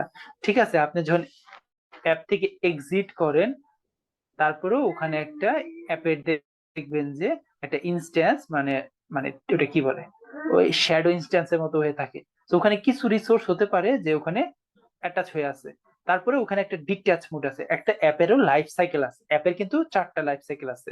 যেমন ধরেন যে অ্যাপ স্টার্ট হয়, তখন হচ্ছে প্রথমে ডিট্যাচ মোডে আসে। ডিট্যাচ মোড এটা শুরুতেও কল হয়, শেষেও কল হয়, দেন হচ্ছে অ্যাপ রিজিউম হয়। ঠিক আছে, তারপর হচ্ছে আমাদের অ্যাপটা পজ হয়, যদি কোনো কল আসে অন্য কোনো জায়গায় যায় তাহলে অ্যাপটা পজ হয়। আবার যখন আমরা অ্যাপটাকে ক্লোজ করে দিই একেবারে, তখন কি হয়, তখন হচ্ছে একদম ডিট্যাচ হয়ে যায়। তো অন স্টপও আছে, স্টপ লাইফ সাইকেল আছে, এরকম 4টা লাইফ সাইকেলের মেথড আছে। তো আমরা যখন অ্যাপ থেকে একেবারে বের হয়ে যায় না, তখন আগে স্টপ হয়। স্টপ নামে একটা লাইফ সাইকেল মেথড আছে, ওটা কল হয়। কলে যত রিসোর্স সবকিছুকে হোল্ডে রাখে, সে হোল্ডে রাখে যতগুলা মানে অন্য আইসোলেট আছে ওগুলাকে বাদে। সো সবকিছুকে হোল্ডে রাখে সে তখন ডিট্যাচ করে ফেলে। ডিট্যাচ করার পরেও একটা শ্যাডো ইনস্ট্যান্স ওখানে থেকে যায়। তো ওখানে কিছু মেমরি লিক করতে পারে, বাট আমরা এসব কোনো কিছু রিস্ক নিতে চাই না। দ্যাটস আমরা ডিসপোজকে কল করি। ডিসপোজকে কল করে সবকিছু স্পেশাল কন্ট্রোলার স্ট্রিম সাবস্ক্রাইবার এগুলো আমাদের ফেলে দিতে হয়, না হলে এগুলো মেমরি লিক করতে পারে। ওই যে ওগুলা রিপোর্ট আবার জেনারেট করে, কারণ এখন মডার্ন ওএস গুলা রিপোর্ট জেনারেট করে দেয় যে আপনার কত মেমরি খাইছে, কত ব্যাটারি খাইছে। তো তখন আপনার এটা প্রবলেম ক্রিয়েট করে। ওকে, দ্যাটস আমরা ডিসপোজটাকে অনেক বেশি প্রিফার করি। সো লাইফ সাইকেল, অ্যাপের লাইফ সাইকেল নিয়ে আমি আরেকদিন কথা বলবো। অ্যাপের লাইফ সাইকেল আছে 4টা, এটা নিয়ে আমি কথা বলবো যে কিভাবে কাজ করে, কোনটার পর কোনটা আসে। ওকে, ঠিক আছে। দেন আরিফুল ভাইয়া বলেন। আসসালামু আলাইকুম ভাইয়া, আমার দুইটা কোশ্চেন ছিল। একটা হচ্ছে ভাইয়া, ধরেন আমি একটা সিম্পল টেক্সট ফিল্ডের মধ্যে একটা লিস্ট আইটেম জেনারেট করলাম, হ্যাঁ, নর্মাল একটা লিস্ট। এখন সেই লিস্ট আইটেম থেকে ইউজার ধরেন ওই লিস্ট আইটেমের একটা প্রোডাক্ট সিলেক্ট করলো। সিলেক্ট করার পর সেটা এরকম একটা ফর্ম আর কি বানাতে চাচ্ছি। তো সেই ফর্মটা, ওই ডাটাটা আমি ভ্যালুটা নেক্সট পেজে বা আমি কিভাবে হ্যান্ডেল করতে পারি এটা একটু যদি বলতেন। আপনি একটা লিস্ট বানাইছেন, লিস্টে যেটা সিলেক্ট করছেন ওটা নেক্সট পেজে নিয়ে যাবে, রাইট? হ্যাঁ হ্যাঁ, কিন্তু ওইটা টেক্সট ফিল্ড থেকে উনি সিলেক্ট করবে, এরকম মাল্টিপল টেক্সট ফিল্ড থাকবে। তো ওইরকম মাল্টিপল চুজ করবে। তো চুজ করার পর প্রত্যেকটা ভ্যালুই আমি নেক্সট পেজে বা সাবমিটের মধ্যে নিয়ে যেতে চাচ্ছি আর কি। টেক্সট ফিল্ড থেকে সিলেক্ট করে কিভাবে? টেক্সট ফিল্ডে তো ইনপুট দেয়। ইনপুট না, ইনপুটের মধ্যে লিস্ট একটা জেনারেট করতে চাচ্ছি যে ভাইয়া সেই আমার, ড্রপ ডাউন মেনুর কথা বলতেছে। হ্যাঁ হ্যাঁ হ্যাঁ, ড্রপ ডাউন একটা লিস্ট, মানে custom list. Multiple item select করতে পারবেন। হ্যাঁ হ্যাঁ হ্যাঁ, মাল্টিপল আইটেম একটা আইটেম সিলেক্ট করবো মাল্টিপল লিস্ট থেকে। আচ্ছা, তাহলে ওটা আপনি যেটা বলতেছেন ওটা ড্রপ ডাউন বলে, ওই যে ভাই বলে দিছে। আচ্ছা, সো হ্যাঁ হ্যাঁ, ড্রপ ডাউন মেনু বলতে পারেন, ড্রপ ডাউন বাটন বলতে পারেন, এগুলো আপনি বানাইতে পারেন। ধরেন আপনি একটা ভ্যালুর মধ্যে মানে ওই ভ্যালুগুলো রাখলেন যেটা সিলেক্টেড হবে। সো আপনি 4-5টা ভেরিয়েবল রাখতে পারেন, তো 4-5টা ড্রপ ডাউন রাখতে পারেন। ওইগুলোর মধ্যে ভেরিয়েবলের মধ্যে মান ইনসার্ট করে দিবেন, মানে ভ্যালু ইনসার্ট করে দিবেন। যখন ওগুলো সিলেক্ট হয়ে যাবে তখন আপনি নেক্সট পেজ চলে যাবেন। তো নেক্সট বাটন বা কন্টিনিউ বাটন থাকতে পারে, ওটা কনস্ট্রাক্টর আকারে পাস করে নিয়ে যাবে। সো আপনি ড্রপ ডাউন দেখেন বা ড্রপ ডাউন মেনু বাটন আছে, এগুলো দেখেন। এগুলোর মধ্যে আপনার বিভিন্ন স্যাম্পল দিয়ে দেওয়া আছে, ফ্লাটারের মধ্যেই দিয়ে দেওয়া আছে, flutter.dev এর মধ্যে এরকম স্যাম্পল আছে। ওকে ওকে ভাই, আরেকটা কোশ্চেন, সেটা হচ্ছে ভাইয়া, ওই আমরা অনেক সময় মোবাইলের যে ক্যাশ মেমোরিটা ইউজ করতে পারি। হ্যাঁ, যেমন আমি একটা জিনিস, একটা অর্ডার দিলাম, সেটা আমি পার্ক করে রাখতে চাচ্ছি। হ্যাঁ, এটা আমি আবার পরবর্তীতেও ব্যবহার করতে পারবো। সেই ক্ষেত্রে মানে মোবাইলের মেমোরিটা কিভাবে ব্যবহার করা যায়? যেমন এই ডাটাটা আমি সেভ করে রাখতে চাচ্ছি, পরে আবার গিয়ে মানে অনেকটা অ্যাড টু কার্টের মতো হয় যে মোবাইলের ইয়েতেই রেখে দিলাম, পরে আবার ধর নেট নাই কিন্তু আমি রেখে দিচ্ছি, পরে যখন নেট আসবে তখন আমার আমি এটা ব্যাক করে নিয়ে যাব কোথাও, এরকম। অ্যাড টু কার্ট নাকি অ্যাড টু ফেভারিট এরকম কিছু উইশ লিস্টে রাখবো? মানে ধরেন আমি একটা অর্ডার করব, হ্যাঁ, এখন আমার মোবাইলে হঠাৎ নেট চলে গেল, তখন যতটুকু করছি সেটা আমি সেভ করে রাখলাম লোকাল ডিভাইসেই। হ্যাঁ, যখন আমার নেট আসবে আমি আমার ওই ইয়া থেকে আমি আবার পিক করে আমার ইয়াতে চলে গেলাম। বুঝাইতে পারছি ভাইয়া? আচ্ছা, এটা ক্যাশিং বলে, লোকাল ক্যাশিং। তো এগুলো আমরা ডাটাবেসে করি সাধারণত। এসকিউএল আছে, এসকিউ ফ্লাইট আছে, হাইভ আছে, অনেক কিছু আছে। না, সেটা তো ডাটাবেজে ভাইয়া, আমি চাচ্ছিলাম মোবাইলের যেই মেমোরিটা সেইটা ইউজ করার জন্য, যে অনেক সময় যে সেটা কি ইউজ করা যায় কিনা বলতে। মোবাইল জি, মেমোরি আপনি বলতে কি বোঝাচ্ছেন মানে সেটা ক্যাশ আপনি বলেন। মেমোরি। হাইপ শিখলে পারবেন ভাই, আপনি যেটা বলছেন হাইপ শিখলে পারবেন। না, হাইপ আগে অথবা ওইটা শেয়ার প্রিফারেন্স। তার হচ্ছে একটা শেয়ার একটু প্রিফারেন্স দিয়েও করতে পারবো। হ্যাঁ, হাইপ হাইপ অথবা শেয়ার প্রিফারেন্স শিখলে আপনি পারবেন, আপনার ভ্যালুটা এভাবে হাইভ ধরতে আপনার পারেন।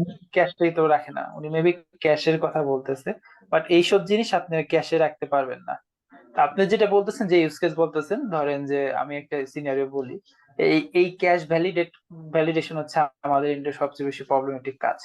যেমন ধরেন যে আমার হচ্ছে অ্যাড টু কার্ট না করে আমি হচ্ছে উইশ লিস্টের কথা চিন্তা করলাম।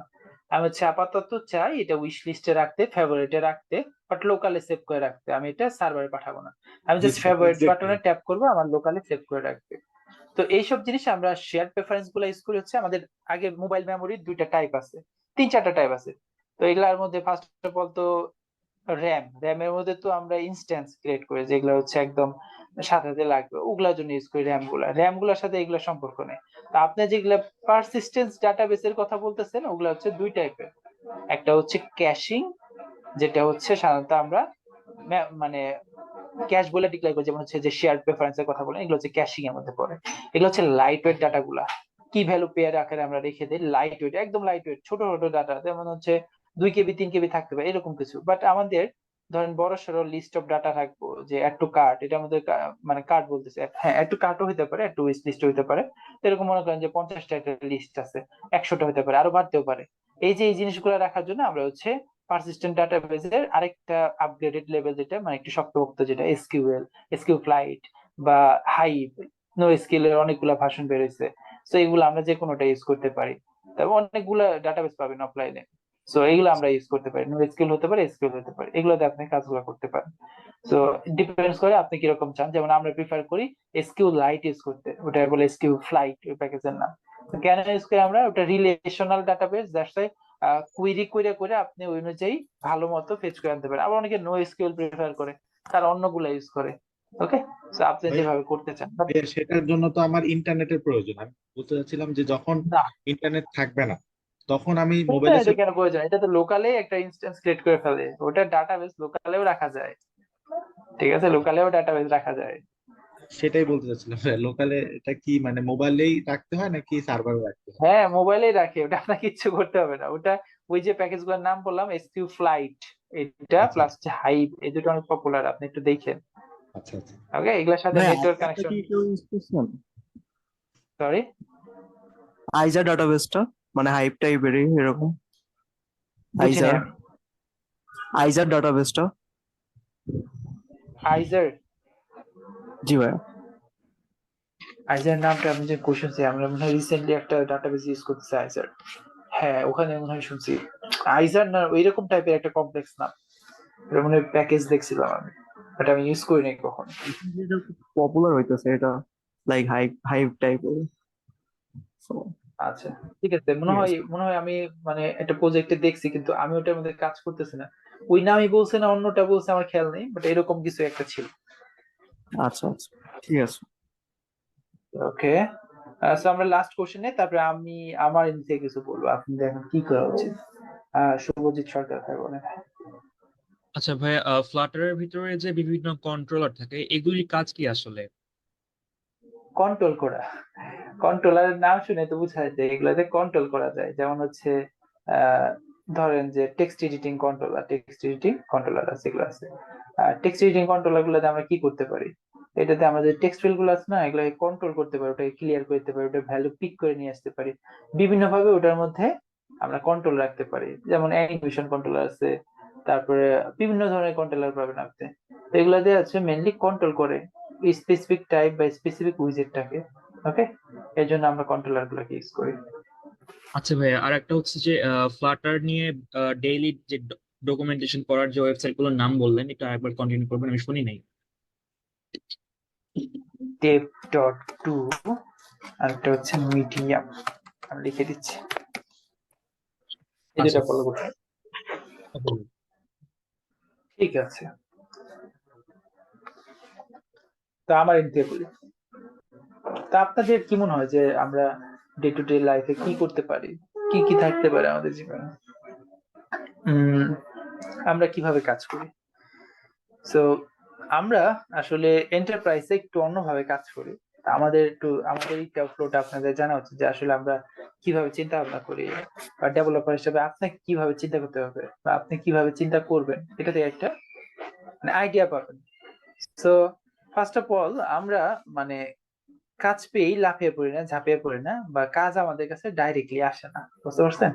বা বড় বড় অর্গানাইজেশনে এইভাবে আর কি কাজ হবে। এটা একটু সামারি আপনাদের সাথে অনেকে জানতে ইচ্ছুক যে ভাইরা কিভাবে কাজ করে।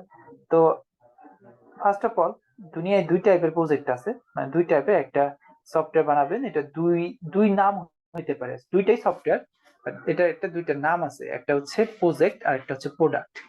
তো দুইটার মানে ভেরিয়েন্ট দুই রকম, দুইটা কাজ করার ওয়েও দুই রকম। সো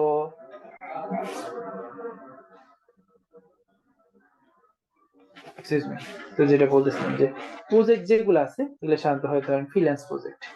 তো আপনি ফ্রিল্যান্স করতেছেন, তো একটা প্রজেক্ট করতেছেন, তো হচ্ছে আপনার একটা প্রজেক্ট আছে, ওয়ান টাইম করে দিলেন, আর আপনার এই দুনিয়ার সাথে তার ওটার সাথে আর কোনো জীবনে কানেক্ট হতে হবে না। বা আপনার অফিসে একটা প্রজেক্ট আসছে, যে প্রজেক্টটা হচ্ছে এককালীন, এটা আপনার মেইনটেনেন্স করতে হবে না, এই করতে হবে না, কোনো কিছু করতে হবে না। বাট এটা প্রোডাক্ট সাধারণত হয় একটা বিজনেস, পুরো বিজনেসটাই ওই প্রোডাক্টের উপরে ডিপেন্ড করে। লাইক আপনি বিকাশের কথা ভাবেন, নগদের কথা ভাবেন, শিওর ক্যাশ, এগুলোর কথা, রকেট, এগুলোর কথা ভাবেন, এগুলো কিন্তু একটা সফটওয়্যার, একটা প্রোডাক্ট সে সার্ভ করতেছে ইউজারদের কাছে এমএফএস সলিউশন। তারা কি করছে, ইউজাররা ওই এমএফএস সলিউশন ইউজ করতেছে, ইউজ করে টাকা পয়সা ট্রানজাকশন করতেছে, আর ওটা থেকে তারা বেনিফিশিয়াল হচ্ছে। তো এই যে এগুলো হচ্ছে এক একটা প্রোডাক্ট, এটার উপরে বিভিন্ন ধরনের বিজনেস এস্টাবলিশ হয়, এগুলো সাধারণত বছরের পর বছর মেনটেন হইতে থাকে। তো এইসব জায়গায় কোড করা স্টাইলটা অন্যরকম, প্রজেক্টের কোড করা স্টাইল অন্যরকম। বাট প্রজেক্ট হোক প্রোডাক্ট হোক, এটার মধ্যে আপনাকে বড় বড় এন্টারপ্রাইজে আপনাকে আইসে বলবে না যে এই যে প্রোডাক্ট, মানে এই যে একটা প্রজেক্ট আসছে ই কমার্স, তো এখনই সাথে সাথে কোড করা শুরু করে দেয়। তো তাহলে কিভাবে বলবে, আপনাকে একটা রিকোয়ারমেন্ট অ্যানালাইসিস মিটিং এ ডাকবে, যে আচ্ছা আমাদের এরকম একটা প্রজেক্ট আসছে, প্রোডাক্ট আসছে, তো আমাদের রিকোয়ারমেন্টটা অ্যানালাইসিস করতে হবে, আমাদেরকে এটা নিয়ে ডিসকাস করতে হবে। এই ডিসকাশন যে আমরা তোমার উপরে চাপিয়ে দেবো ওরকম কিছু না, তুমিও তোমার থেকে বলতে পারো যে এই জিনিসটা পসিবল না, এই জিনিসটা এইভাবে করলে বাজে হবে, এটা মার্কেটে চলবে না। সো ডেভেলপারদেরও বলার থাকে, সে থাকে, আমরাও কোশ্চেন রেজ করতে পারি, এতটাও বড় কামলা না আমরা। সো আমাদের এতটুকু প্রায়োরিটি আছে। তো আমরা হচ্ছে তখন কি করি, এরকম রিকোয়ারমেন্ট অ্যানালাইসিস মিটিং করি, যে আচ্ছা রিকোয়ারমেন্ট আসছে, এটা এইভাবে করবো, ওভাবে করবো। আর তখন আমরা বলি ভাই এটা এইভাবে আসলে ওই সিনারিওতে হলে কিরকম হবে, যদি ইন্টারনেট চলে যায় তাহলে ইউজার কি সার্ভ করতে পারবে কিনা, ইউজার যে বিজনেসটা ই করবে এভাবে যে একটা হ্যাপি পাতে যাবে, ওখানে যে এই সিনারিও ওইভাবে না যায়, অন্যভাবে যায়, তখন কি হবে। তারপরে এটা যদি সার্ভার ডাউন হয়ে যায় তখন কি করবো। বিভিন্ন ধরনের এই কেস গুলো আমরা চিন্তা করি। আমরা হ্যাপি পাতে তো একবার চিন্তা করে দেয় যে আচ্ছা গেলাম, অ্যাড টু কার্ট করলাম, পারচেস করলাম, চলে আসলাম। বাট এর মধ্যে অনেক ধরনের অকারেন্স হইতে পারে, যে স্টক আউট হয়ে গেছে, আমি দেখছি আগের দিন দেখছি 25 টাকা অ্যাড টু ফেভারিটে রাখছিলাম ক্যাশে, পরে দেখি পরের দিন এসে দেখি যে 50 টাকা, তখন কোন প্রাইসটা দেখাবো, লেটেস্টটা না পুরানোটা। তো পুরানোটা দেখে যদি সে কার্টের মধ্যে অ্যাড করে পারচেস করে তার বিল এসে পড়ে 50 টাকা, তখন কি হবে। তো এই যে বিভিন্ন ধরনের অকারেন্স করতে পারে, এজ কেস আসতে পারে, এগুলো নিয়ে আমরা তখন ডিসকাশন করি। তার মানে কি, যত ধরনের প্রবলেমেটিক জায়গা আছে এগুলো আমরা আগেই অ্যালাইন থাকি, তারপরে 2-1 মিনিট চলে যায়, বাট আমরা সবসময় এগুলো নিয়ে ডিসকাস করি। রিকোয়ারমেন্ট অ্যানালাইসিস মিটিং গুলাই হয় এইসব কাজের জন্য, যে আমরা বিভিন্ন ধরনের রিকোয়ারমেন্ট নিয়ে ডিসকাস করব, ফিজিবিলিটি অ্যানালাইসিস করব। আমরা এটাকে বলি ফিজিবিলিটি অ্যানালাইসিস, যে আসলে এটা ফিজিবল কিনা, একটা প্রজেক্ট আসছে এর মানে এই না যে আমি এটা দিতে পারবো, এর মধ্যে অ্যানালাইসিস করে যে আসলে এটা পসিবল কিনা, এটা সত্যি পসিবল নাকি আমি ব্লাফ মেলাই দিলাম যে হ্যাঁ এটা ভাই 1 সপ্তাহের মধ্যে করে দিতেছে, ওরকম কিছু না। Excuse me. তো নেক্সট যেটা আমরা করি সেটা হচ্ছে আমাদের feasibility analysis for time estimation. তো আপনার আপনি এমপ্লয়ি হিসেবে আপনার কোম্পানির সাথে চুক্তি থাকে 160 ঘন্টা আপনি টাইম দেন। আমরা ধরে নেই আপনি হচ্ছে 8 ঘন্টা করে ডেইলি কাজ করেন, সো 20 দিন বা এরকম আছে, তো ওয়ার্কিং আওয়ার সাধারণত থাকে 160 ঘন্টা। তো কোম্পানিও এক্সপেক্ট করে আপনি আওয়ারলি বেসিসে এস্টিমেশন করবেন, যে আচ্ছা এই প্রজেক্টটা করতে 2 দিন লাগবে। তার মানে কোম্পানি ধরে নেয় যে 2 দিন লাগে, কোম্পানি কিন্তু ভাবছে যে এই বান্দাটা এই কাজটা করতে 16 ঘন্টা টাইম লেগেছে, ওর ওয়ার্কিং আওয়ার 160 ঘন্টা, তার মধ্যে ও 16 ঘন্টা এটার মধ্যে দিয়েছে, এটা কি আসলে 16 ঘন্টার কাজ ছিল কিনা। তো কোম্পানি হিসাব করে এইভাবে। আর আপনি সাধারণত 8 ঘন্টায় কাজ করতে পারবেন না একটা দিনে, আপনি বড়জোর 6 থেকে বড়জোর 7 ঘন্টা কাজ করতে পারেন, 7 ঘন্টা সর্বোচ্চ। সাধারণত আমরা 6 ঘন্টা 6.5 ঘন্টা কাজ করি, কারণ আমরা ওই যে একটু গল্প করি, অফিসে গিয়ে একটু চা কফি খাই, লাঞ্চ করি, অনেক কিছু করি, তো এইগুলোর মাঝখানে ওগুলা বের হয়ে যায়। তো এরকম আমরা ধরে নিই 6 ঘন্টা 6.5 ঘন্টা এরকম কাজ করবেন। তো আপনার এরকম এস্টিমেশন দিতে হয় যে আচ্ছা এই কাজটা করতে কত ঘন্টা আপনার টাইম লাগবে। আপনি তখন হিসাব করলেন যে আচ্ছা এই কাজটা করতে আমার কত ঘন্টা লাগবে এই কাজটা করতে? 300 ঘন্টা লাগবে। 300 ঘন্টা মানে তখন তারা এইভাবে হিসাব করে, 300 ঘন্টা মানে দিন হিসাব করে কত দিন লাগবে, একদিন যে 8 ঘন্টা হয় 300 দিয়ে ভাগ দিয়ে ধরেন যে আপনার 50 দিন লাগবে। এখন আপনার যদি 50 দিন লাগে, 50 দিন কিন্তু আবার শুক্র শনি ধরেন না, ওয়ার্কিং ডে, মানে হলিডে ধরবে না, ধরবে হচ্ছে ওয়ার্কিং ডে। ওয়ার্কিং ডে ধরা হয় যে আচ্ছা এতগুলো ওয়ার্কিং ডে এর মধ্যে সেই কাজটা করে দিবে। তার মানে তার যদি 300 ঘন্টা লাগে, একজনের হিসাব দিয়ে আমরা, একজনে 50 দিন লাগবে, মানে 300 ঘন্টা লাগবে। এখন তার মানে হচ্ছে এটা এখানে যদি আমরা 5 জন ডেভেলপার দিই তাহলে 10 দিনে হয়ে যাওয়ার কথা। কোম্পানি এইভাবে চিন্তা করে যে আওয়ারলি বেসিসে যে কত আওয়ার এখানে ইনভেস্ট করতেছি আমি। তো আপনি যখন ইনভেস্ট করবেন এইভাবে আওয়ারলি বেসিসে আপনি চিন্তা করে, ঠিক আছে? তো আপনি স্যালারিও দেয় এইভাবে। তো এই যে আমরা এখন এস্টিমেশন দিয়ে দিলাম, যখন এরকম এস্টিমেশন দিয়ে গেলাম সব ব্যাটে বলে মিলছে, তখন হচ্ছে আমাদের কাছে প্রজেক্ট আসে যে আচ্ছা এই প্রোডাক্ট বা প্রজেক্টের কাজটা শুরু করো। তো শুরু করে আমরা কোড শুরু করি না, তারপরেও আরো একটা স্টেপ আছে, সেটা হচ্ছে ডিজাইন। আপনি এখন মডার্ন যে আমরা সফটওয়্যার গুলো বানাই সবকিছুই ইউআই ইউএক্স থাকে। তো ইউআই ইউএক্স টা আমরা তখন দেখি ভালো মতো অ্যানালাইসিস করে যে আমাদের যে রিকোয়ারমেন্টটা ছিল ওটার সাথে ফুলফিল করে কিনা, ম্যাচ করে কিনা, সবগুলা পাথ সে ঠিক মতো গো থ্রু করছে কিনা, গো থ্রু করে আমার সবগুলা সিনারিও সে ফুলফিল করতে পারবে কিনা। তো সবকিছু ঠিকঠাক থাকলে তখন আমরা হচ্ছে কোডিং এর স্টেপে যাই। লাস্টের স্টেপ হচ্ছে কোডিং। এখন কোডিং আমাদের শুরু করলে কি সাথে সাথে কোডিং করা শুরু করি, দিল্লিতে গেলাম যে আজকে হচ্ছে আমি হোম স্ক্রিনটা ইন্টিগ্রেট করবো বা লগ ইন স্ক্রিন বানাবো। এখন এই লগ ইন স্ক্রিন বানানোর আগে আমরা আগে চিন্তা করি, আগে ধরেন যে আপনি চিন্তা করতে কম পারেন, খাতা কলমে লিখবেন। তো খাতা কলমে কি করব, খাতা কলমে আমরা হচ্ছে ড্র করে যে আচ্ছা এই করতে হবে, এটা করতে হবে, এখানে কোনো কমপ্লেক্স আছে কিনা, এখানে কোনো রিউজেবল উইজেট আছে কিনা, তারপরে এটাকে আরো কয় জায়গা থেকে ইউজ করবে, কিভাবে কিভাবে স্ক্রিনে আসতে পারে, এটার আগে কোনো প্রিরিকুইজিট আছে কিনা, পরে কোনো কিছু আছে কিনা, সিনিয়রও কিভাবে কিভাবে হইতে পারে, এগুলা নিয়ে আগে আমরা ভাবি। ভাবার পরে ওইগুলা আমরা মনে করি যে ছোট ছোট ছোট টোকেন আকারে লিখি, দেন আমাদের যে পুরা সিনারিওটা কমপ্লিট হয়ে যায়, যাচ্ছে এই জিনিসটা আমার মাথার ভিতরে আসে। সাধারণত এই মাথার ভিতরে আসাটা সবচেয়ে ভয়ঙ্কর একটা সলিউশন। তো দুনিয়ার সবচেয়ে শয়তানি বুদ্ধি তখন আসে যখন এই মাথার ভিতরে চিন্তা করি যে এইভাবে এইভাবে করবো, তো যখন করা শুরু করি তখন আরো 10টা সিনারিও চলে আসে। এর জন্য আপনি সবসময় ট্রাই করবেন যে কোড করার আগে সিনারিও যখন আপনি অ্যালগরিদম মাথার ভিতরে জেনারেট করবেন তখন আপনি খাতা কলমে লিখে ফেলবেন। লেখার সময় না আপনার পুরো ইনস্ট্রাকশনটা একবার সুন্দরভাবে 1 বাই 1 আসে। লেখার সময় দেখবেন যে কত কষ্ট হয়, তখন আপনি অনেক পাথ খুঁজে পাবেন যে এইভাবে তো আমি চিন্তা করছিলাম না। তো এই যে লেখার পরে আমরা শুরু করে হচ্ছে, আমরা তো আসলে খাতা কলমে লিখি না, আমরা টু ডু আকারে বানাই। তো আমরা দেখে 10টা টু ডু বানাইছি, এই স্টেপে এই স্টেপে এই স্টেপে এই স্টেপ করবো। করার পরে দেন হচ্ছে আমরা তখন পুরা জিনিস আমার মাথার ভিতরে কোড করা শেষ, পুরা মাথার ভিতরে কোড করা শেষ। এখন আমরা কি করব, এর মধ্যে যে প্রবলেম আসে, ধরেন যে একটা সিনারিও অনেক কমপ্লেক্স এসে বসছে, এটা আমার এতে হবে না, তখন আমি কোড নিয়ে যাই না কোনো সিনিয়রের কাছে যে ভাই আমি কোডের মধ্যে গিয়ে বিপদে পড়ছি, ভাই আমার তো একটু বুঝান। আমি তখন যাই সিনিয়রের কাছে, ভাই এরকম একটা সিনারিও আছে, যে সিনারিওটা আমি কিভাবে হ্যান্ডেল করবো বুঝতেছি না। সে তখন আমি না বসে যে আচ্ছা রাফাত এটা বলো তো এইভাবে কি করা যায়, এখানে ব্লকার কি আছে, আচ্ছা এটা তো এইভাবেও করা যায় তাই না। আমি বললাম হ্যাঁ ভাই এটা 3-4 ভাবে করা যায়, কোনটা করব, কোনটায় কম কমপ্লেক্সিটি আছে, ওভারহেড কম যায়, পরে মেনটেন করতে সুবিধা হবে, একটু ডুপ্লিকেট কোড লিখতে হয়েছে বাট আমার বারবার আমার কমপ্লেক্সিটি বাড়াবে না, বা আমরা একটা রিউজেবল কম্পোনেন্ট বানাইতে পারি, একটা স্পেশাল প্যাটার্ন আছে ওই প্যাটার্নটা ফলো করতে পারি। তার সাথে ডিসকাস করে সে আর আমি মনে মনে কোড করে ফেলছি খাতা কলমে, একটা স্ট্রাকচার বানাই ফেলছি। তখন আমার কাছে পুরা সিনারিও আছে, এবার আমি কোড করতেছি না, আমি আসলে তখন যে টাইপিস্ট বলি না, টাইপিস্ট, আপনি যে হাতে লিখে দিতেন আগে, হচ্ছে আমরা ছোট যখন ছিলাম তখন আমরা খাতা কলমে লিখে নিয়ে যেতাম। তো ওই দোকানে যারা টাইপিস্টরা ছিল তারা হচ্ছে টাইপ করতো, দেখে দেখে দেখে টাইপ করতো, পরে হচ্ছে আমরা ওটাকে নিয়ে যাইতাম অ্যাসাইনমেন্ট হিসেবে। তো ওইরকম সিনারি ছিল। তো আপনিও ওইরকম টাইপিস্ট হয়ে যাবেন, তখন তখন হচ্ছে আপনি জাস্ট কি করবেন, টাইপ করবেন, যা আজকাল দেখে মানে মাথা ভিতরে তো পুরো কোড জেনারেট করা শেষ, আপনি জাস্ট টাইপ করে দিলেন। ওকে, এইটা করতে আপনার বড় 30 মিনিট 35 মিনিট টাইম লাগে। আপনারা যে মাথা বেরেন না যে ভাই মাথা ভিতরে চিন্তা করতে পারছেন, কারণ আপনি চিন্তাটা কইরা আপনি কোড করতেছেন, চিন্তা না করে আপনি আগে চিন্তা করেন, খাতা কলমেই পুরো মানে সুডো কোড লেখা ফেলে দিবেন। সুডো কোড যখন হয়ে যাবে তখন আপনি অ্যাকচুয়াল কোডটা করবেন, তাহলেই এত ওভারহেড যাবে না, এত আপনার চিন্তা ভাবনা করতে হবে না, এত প্রবলেমের মধ্যে পড়বেন না। তো জিনিসটা আগেই আপনি দাঁড়া করে ফেলবেন, আগেই মাথার ভিতরেই আর খাতা কলমের ভিতরে পুরো জিনিসটাকে সলভ করে ফেলবেন। কোড হচ্ছে একটা টুল, যে টুলটা দিয়ে আমরা আরেকটা টুল বানাচ্ছি, যেটা প্রবলেমের সলিউশন হিসেবে আমরা ওখানে জেনারেট করে দিচ্ছি। সো কোডিং হচ্ছে, আমি আপনাদের শুরু থেকে বলতেছি, ফ্লাটার কোনো স্পেশাল মেকানিজম না, এটা হচ্ছে একটা টুল সেট, টুল বক্স। এই টুল বক্সের মধ্যে অনেক কিছু আছে যেটাতে আমি কি বানাবো, অ্যাকচুয়াল প্রবলেমের সলিউশনটা বানাবো।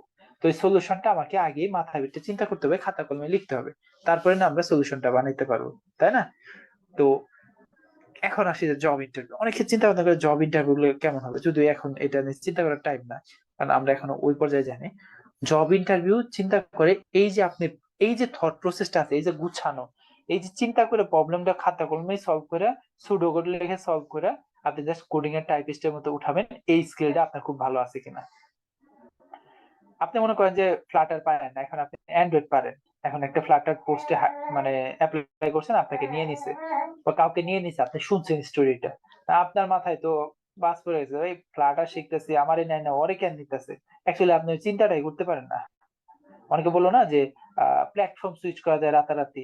হ্যাঁ, আমরাও পারি, আমরাও প্ল্যাটফর্ম সুইচ করতে পারি, আমরাও অনেকগুলো প্ল্যাটফর্ম পারি, তাই বলে সবগুলো এক্সপার্ট না, বাট যা কাজ করতে দিবেন ইজিলি কাজ করতে পারবো। কারণ আমি জানি যে আমার লগ ইন হইলে আমার লগ ইনের ইনফোটা, টোকেনটা আমার শেয়ার প্রেফারেন্টে ক্যাশ করে রাখতে হবে, দেন পরের বার আসলে আমার লগ ইন করা যাবে না, আমি ডাইরেক্ট হোমে চলে যাব, কারণ আমার টোকেনটা ক্যাশ করা আছে। ওই ফ্লোটা অ্যান্ড্রয়েডেও যেমন, আইওএসেও তেমন, ফ্লাটারেও ঠিক সেম ভাবেই কাজ করে।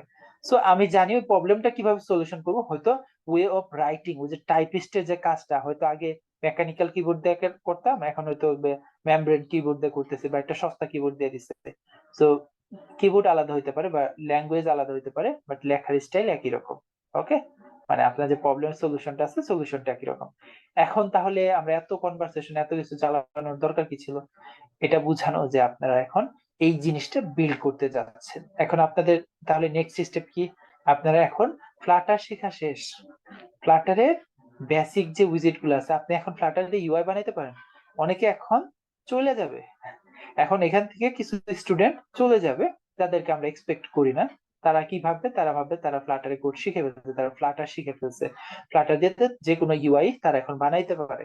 এখন আর আমরা ফ্লাটার দেখতেছি না, এখন ফ্লাটার দিয়ে কিভাবে এই সলিউশন গুলো আমরা ডেভেলপ করতে পারি এটা হচ্ছে শিখবো আমরা এখন। মানে আগে জিনিসগুলো ডিসকাস করব, দেন হচ্ছে ওই সলিউশন গুলা ডেভেলপ করা শিখবো, খাতা কলমে চিন্তা করা শিখবো, শিখে আমরা জাস্ট কোডে উঠাবো। এখন আপনারা ভাবতে পারেন যে ভাই আপনি এত তাড়াতাড়ি কোড লেখেন, আমরা বুঝি না, কিন্তু আপনি সাথে চিন্তা করতেছেন, আপনি মুখস্থ করে আসছেন। আমি লিটারালি কোনো মুখস্থই করিনি, কারণ কি, কারণ হচ্ছে ইনস্ট্যান্ট চিন্তা করে আমি আপনাদের লিখে দেখাচ্ছি, কারণ আমার চিন্তা ভাবনাটা এটা ডেভেলপ হয়েছে ওভার দ্য টাইম। এখন হয়তো ছোটখাটো প্রজেক্টে আমার খাতা কলম লাগে না, আমি হয়তো ইনস্ট্যান্ট সলিউশন দিতে পারতেছি, কারণ ওই সলিউশনটা আমি 20 বার 30 বার অলরেডি দিয়ে ফেলছি। এর জন্য আমার মাথায় ভিতরে পুরোপুরি অটোমেটিক কোড জেনারেট হইতে থাকে। ঠিক আছে, এই জিনিসটা আপনারও ডেভেলপ করতে হবে ওভার দ্য টাইম। এটা আসবে, রাতারাতি আসবে না, আর টাইম গেলে এই যে আসবে তাও না। আপনি 3 মাস গেলে বলুন 3 মাস হয়ে গেছে ভাই, এখনো হাতে এরকম গুলি আসতেছে না, কিবোর্ড ভাঙতে পারি না, কি সমস্যা? অ্যাকচুয়ালি আপনি প্রপার প্র্যাকটিস করতেছেন না, আপনি চিন্তা করতেছেন না, কোড লিখলে ওটার আবার আরেকবার চোখ বুলিয়ে দেখতেছেন না। আপনি কোড লিখছেন মানে আপনি কম্পিউটার অফ করে গিটহাবে পুশ দিয়ে রেখে দিচ্ছেন, আর কোনোদিন ওটার মধ্যে দেখেন না। কোড পড়তে হয়, বারবার পড়তে হয়, অন্যের কোড পড়ে এসে আপনার নিজেরটাকে আবার ইমপ্রুভ করতে হয়। আপনি অন্যের কোড পড়তেছেন না, আপনি অন্যের চিন্তা ভাবনা করতেছেন। ওই যে সে খাতা কলমে মাথার মধ্যে চিন্তা করছে, একটা অ্যালগরিদম সাজাইছে, ওই অ্যালগরিদমটাকে আপনি দেখতেছেন।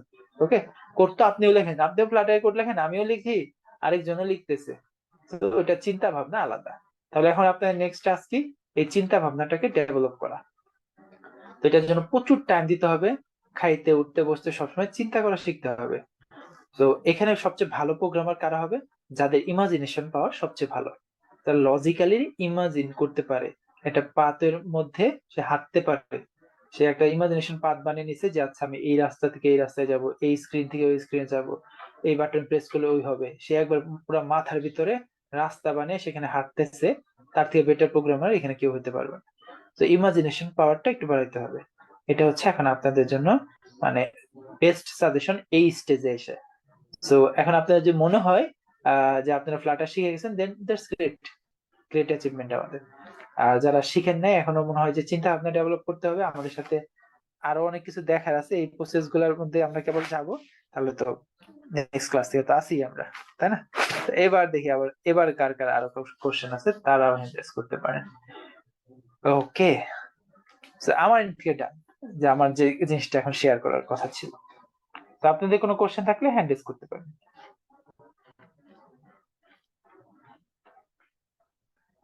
ওকে, কোশ্চেন নাই? গ্রেট, ঠিক আছে, আমি রেকর্ডিং আবার অফ করে দিচ্ছি। ওকে, কামরুজ্জামান ভাই বলেন। জি, আমরা যে শিখতেছি এর মধ্যে কি লগ ইন লগ আউট এর অপশন শিখবো? আর হচ্ছে একটা অ্যাপ্লিকেশনের ড্যাশবোর্ডের মধ্যে তো অনেক ইনফরমেশন আসে, তাহলে এগুলো ম্যানেজ করবো কিভাবে? আপনি বললেন যে একটা মেথডের মধ্যে দেখা যাচ্ছে যে মানে এই 20 লাইন অথবা 50 লাইনের উপরে গেলে তো ওইটা হয়ে যায়, বাজে কোড হয়, অথবা একটা পেজের মধ্যে 200 লাইন হলে তো আহ, মানে 200 লাইনের উপরে গেলে তো বাজে কোড হয়। তাহলে একটা ড্যাশবোর্ড মানে কিভাবে ম্যানেজ করে ওনারা? যেমন আমরা যদি একটা মানে মানে ফেসবুকের অ্যাপ যখন আমরা অন করি, ওপেন ওপেন বড় করি বড় যখন। কমপ্লেক্স কোড গুলো আমরা কিভাবে ম্যানেজ করি, তাই তো? জি জি কিভাবে জি লিখবো, জি জি তাই তো? আচ্ছা, আস্তে আস্তে আমরা দেখবো। আমাদের অনেক বড় বড় ড্যাশবোর্ড আছে, বড় বড় কোড বেস আছে, অনেক বড় বড় পোর্শন কোড লিখতে হবে, এগুলো কিভাবে দেখবো? তখন ওই যে আমাদের উইজেট এক্সটেনশন অনেক কিছু আসবে, আস্তে আস্তে অনেক কিছু দেখতে পারবো। এখন আমরা অনেক পিছনে আছে, অনেক পিছনে, মনে করেন যে কোর্সে কেবল 3 ভাগের 1 ভাগ শেষ হয়েছে, আরো 2 ভাগ বাকি আছে। ঠিক আছে? আর হচ্ছে মানে লগ ইন লগ আউট এর অপশন গুলোকে দেখবো। আহ, আর হ্যাঁ, আহ, লগ ইন লগ আউট ছাড়া কি আপনি একটা অ্যাপ্লিকেশন বানাতে কারণ পারবেন না? একটা অ্যাপ্লিকেশন মানে একটা অ্যাপ্লিকেশনের লাইফ সাইকেলে তো শুরুই তো হয় actually log in log out এর পার্ট দিয়ে এগুলো বহুত সাধারণত। দেরি আছে আমাদের। আমরা আরো প্রজেক্ট দেখবো, অনেক কিছু দেখবো। লগ ইন লগ আউট ছাড়া আরো অনেক কিছু শেখার আছে, অনেক ক্যাশ ম্যানেজমেন্ট আছে, লগ ইন কিভাবে ম্যানেজ করে, তো ওটা ওটা দেখার ব্যাপার আছে, অনেক কিছু আছে। এগুলো জি, সবকিছুই আমরা দেখবো। ওকে, থ্যাংক ইউ। আমরা তো কেবল ছোটখাটো দু একটা হ্যালো ওয়ার্ল্ড টাইপের প্রজেক্ট করছি, এখনো অত বড় চিন্তা ভাবনা হয় নাই, ওগুলো আমি দেখবো। ওটা কদিন পরে আপনার কাছে বাচ্চা বা ওই জিনিসটা আপনি দেখতে চাবেন, অন্য কিছু নিয়ে চিন্তা করবেন না। আচ্ছা, ঠিক আছে, আমি রেকর্ডিং অফ করে দিচ্ছি। তো আজকে